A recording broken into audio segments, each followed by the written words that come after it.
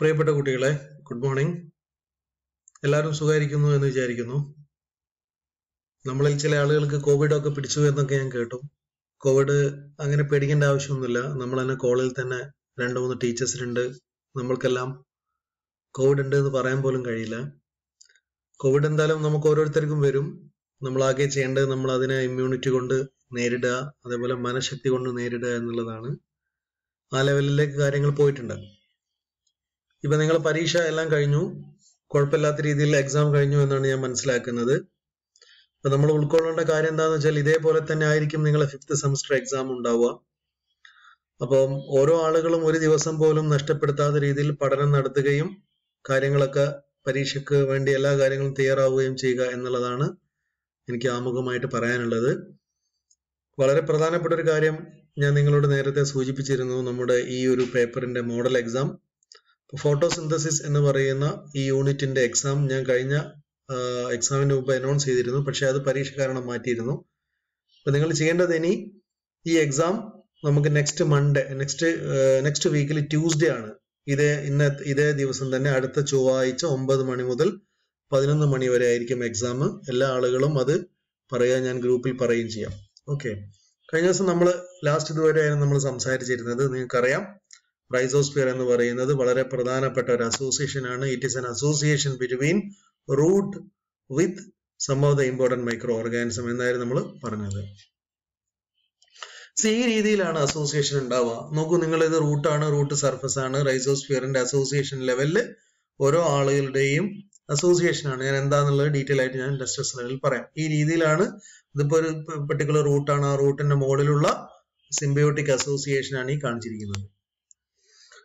പിന്നെ ഓൾറെഡി നിങ്ങൾക്ക് അറിയാം, നമ്മൾ ഇതൊക്കെ പറഞ്ഞിട്ടുണ്ടായിരുന്നു. എന്നിരുന്നാൽ പോലും ഞാൻ കുറച്ചുകൂടി ഡീറ്റെയിൽ ആയിട്ട് പറയേണ്ടതായിട്ടുണ്ട്. എന്താണ് റൈസോസ്ഫിയർ എന്നുള്ളത് വളരെ വ്യക്തമായിട്ട് നമ്മൾ മനസ്സിലാക്കിയിട്ടുണ്ട്. The rhizosphere is the portion of soil directly influenced by plant roots. Generally has more water, nutrients, stable pH, microbial biomass and activity compared to bulk soil. Okay, generally has more water. ഇതിൽ ഒരുപാട് water content ഉണ്ടാവും. അതേപോലെ തന്നെ more nutrients ഉണ്ടാവും. Moreover, stable pH, microbial biomass and activity compared to bulk soil. നിങ്ങൾ ഇവിടെ നോക്കൂ, ഇതാണ് വളരെ വ്യക്തമായിട്ടുള്ള അതിന്റെ ഒരു ഡീറ്റെയിൽസ്. നിങ്ങൾ എക്സാമിന് വേണമെങ്കിൽ നിങ്ങൾക്ക് ഇത് തന്നെ ഫോളോ ചെയ്യാം. Rhizosphere engineering to improve plant and soil health.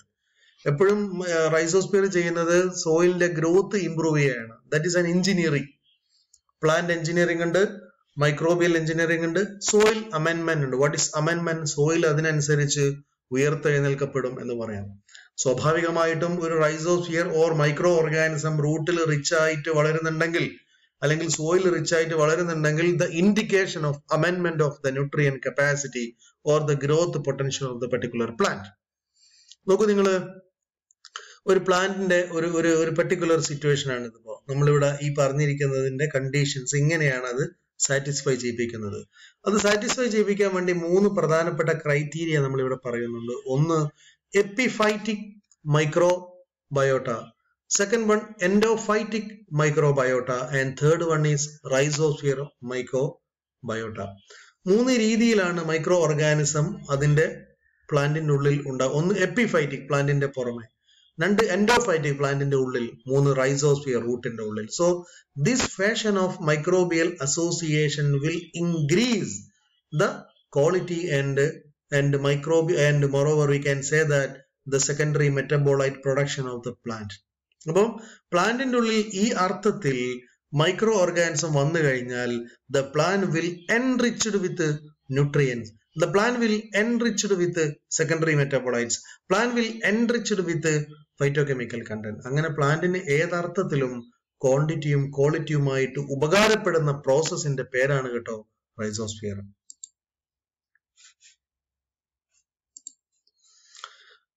ഇനി യഥാർത്ഥത്തിൽ റൈസോസ്ഫിയറിന്റെ മുകളിലുള്ള വളരെ പ്രധാനപ്പെട്ട ഫൈറ്റോകെമിക്കൽ കൺസ്റ്റിറ്റ്യൂവൻസ് എന്താണ്? അല്ലെ, നമുക്ക് വെറുതെ അങ്ങ് പറഞ്ഞാൽ പോരെ, ഇതോ അതുണ്ട് ഇതുണ്ട് എന്ന് പറഞ്ഞാൽ പോരെ. We have to specify what are the important ingredient or chemical substituents which are available on the root surface. What are the important criteria or what are the important items? First one is amino acid. You know what is amino acid? all naturally occurring amino acids are present in the root exudates. അപ്പോൾ റൂട്ടിന്റെ മുകളിൽ ഇഷ്ടംപോലെ amino acid ഉണ്ടാവും. കാരണം നമുക്കറിയാം metabolism കഴിയുന്ന സമയത്ത് ഈ sugar production ഉണ്ടായി, ഷുഗറിൽ നിന്ന് പലതരത്തിലുള്ള മെറ്റബോളൈറ്റ് ഉണ്ടാവും, അത് അമിനോ ആസിഡ് ആവാം. So that amino acid is present at the root tip. So that will be actively occurring on the root surface. Then organic acid like acetic acid, butyric acid, citric acid, fumaric acid, lactic acid, malic acid, propionic acid, succinic acid, arabinose, and so we can say that ഇത്തരത്തിലുള്ള കുറെ organic acidകൾ പ്ലാന്റിന്റെ root സർഫസിൽ ഉണ്ടാവും. Then carbohydrate like arabinose, fructose, galactose, glucose, maltose, mannose, oligosaccharides, raffinose, ribose, sugar, xylose, etc. are also present on the root surface. The nucleic acid, you know what is the nucleic acid? Nucleic acids are divided into two important groups. They are DNA and RNA. This DNA, RNA which contain adenine, that is, you know what is adenine? Adenine is a nitrogenous base, you know, purine and pyrimidines are there. Our adenine and guanine and then cystidines, guanine, then uridine also there. Then growth factors, biotin, choline, inositol, pyridoxine, etc. are there.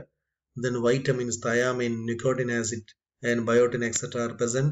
Then enzyme like amylase, invertase, protease, phosphatase, etc. are present. Then other compounds like peptide, UV absorbing components, then nematode, attracting factors, spore germination, stimulation, spore inhibitors, etc. are present on the root surface. അപ്പോൾ ഇത്രയും rich content ഉള്ള റൂട്ടിലേക്കാണ് ആര് വരുന്നത്? Rhizome or rhizobium, or we can say that some of the important microorganism വരുന്നത്.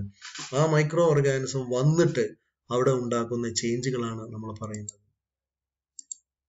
Now, see, അങ്ങനെയുള്ള micro organism ഉള്ള അല്ലെങ്കിൽ അങ്ങനെയുള്ള ബയോകെമിക്കലി റിച്ച് ആയി വെൽ എൻറിച്ച്ഡ് ആയിട്ടുള്ള ഈ റൂട്ടിന്റെ സർഫസിലോട്ടാണ് ആര് വരുന്നത്? നമ്മൾ ഈ പറയുന്ന റൈസോസ്ഫിയർ ഓർ മൈക്രോ ഓർഗാനിസം വരും. അപ്പോൾ ഓട്ടോമാറ്റിക്കലി അവിടെ ഒരു വലിയ ഇമ്പാക്ട് ഉണ്ടാവും. That impact is called rhizosphere effect. That is called RS, root surface ഒരു റേഷ്യോ ഇവിടെ ക്രിയേറ്റ് ചെയ്യപ്പെടും. എന്താണത് നമുക്ക് നോക്കാം. The rhizosphere is the soil region in close contact with the plant roots. Rhizosphere എന്ന് പറയുന്ന ഒരു soil region ആണ്, നമുക്ക് ഓൾറെഡി അറിയാം. Close contact with the roots. Within the rhizosphere, the plant roots exert a direct influence on the soil bacteria. സ്വാഭാവികമായിട്ടും ഈ നേരത്തെ പറഞ്ഞിരിക്കുന്ന മുഴുവൻ ബയോകെമിക്കൽ കണ്ടന്റിന്റെ പ്രസൻസ് കൊണ്ട് റൂട്ടിലോട്ട് ഇഷ്ടം പോലെ കെമിക്കൽസ് വരുന്ന അറിയാം. അതിന്റെ ഇൻഫ്ലുവൻസ് കൊണ്ട് മൈക്രോ ഓർഗാനിസം വളരും, especially bacteria. This influence is known as rhizosphere effect. So what is rhizosphere effect?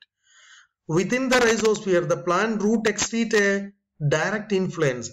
Plant സ്വാഭാവികമായിട്ടും നേരത്തെ പറഞ്ഞ പല ഇൻഫ്ലുവൻസ് കൊണ്ടും പലതരത്തിലുള്ള കെമിക്കൽ സബ്സ്റ്റൻസും റൂട്ട് റിലീസ് ചെയ്യും. ആ റിലീസ് ചെയ്യുന്ന റൂട്ടിന്റെ സർഫസിലോട്ട് ബാക്ടീരിയകൾ വരും.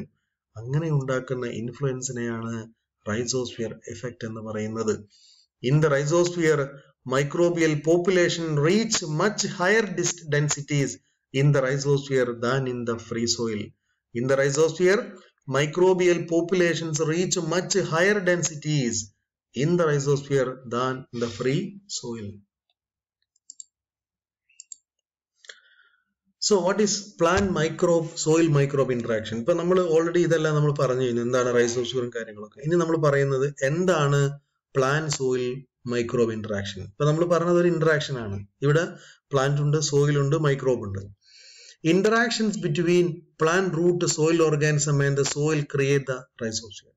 അപ്പൊ ഇത് മൂന്നുകൂടി ഒന്നിച്ചിരുന്നാൽ മാത്രമേ ഈ ഇന്ററാക്ഷൻ നടത്തപ്പെടൂ. അല്ലാതെ ഒരു ഭാഗത്ത് റൂട്ടും മറ്റൊരു ഭാഗത്ത് മൈക്രോബ് ഇരുന്നിട്ട് കാര്യമില്ല.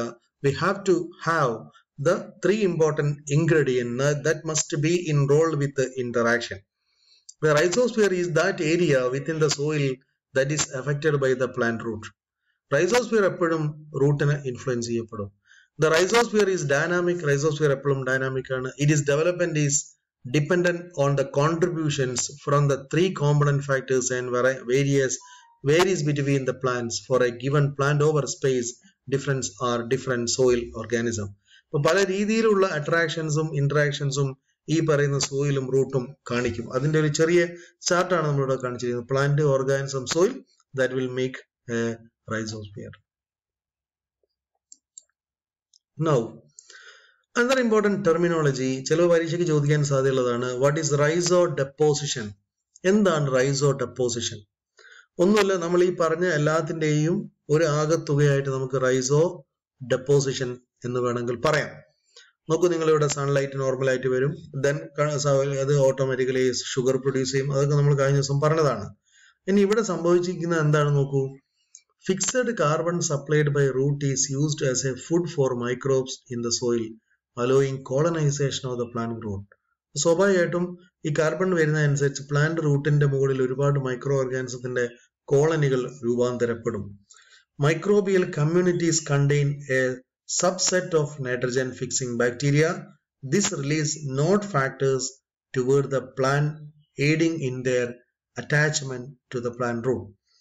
Microbial communities contain a subset of nitrogen fixing bacteria. Microbial സ്വാഭാവികമായിട്ടും ഈ മൈക്രോ ഓർഗാനിസത്തിനുള്ളിലൊക്കെ ഒരുപാട് സബ്സെറ്റ് ഉണ്ട്, ഒരുപാട് ചെറിയ സെറ്റ് മൈക്രോ ഓർഗാനിസംസ് ഉണ്ട്. That micro organism will fix atmospheric nitrogen or fix the nitrogen. This release node factors toward the plant, aiding in their attachment to the plant root. Automatically അത് പ്ലാന്റിന്റെ റൂട്ടിലോട്ട് nitrogen ഫിക്സേഷന് ശേഷം പല രീതിയിലും അത് മാറും.